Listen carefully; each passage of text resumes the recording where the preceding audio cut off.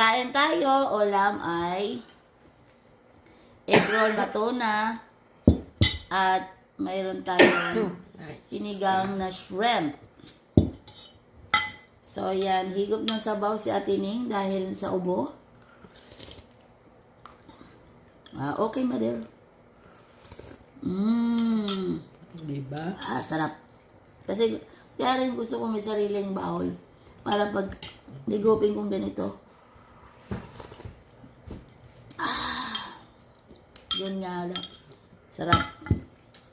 So, yun ang aming ulam for lunch. Sarap kumain basta ganitong ulam. May nanguya pa akong luya. Pang ng lalamunan.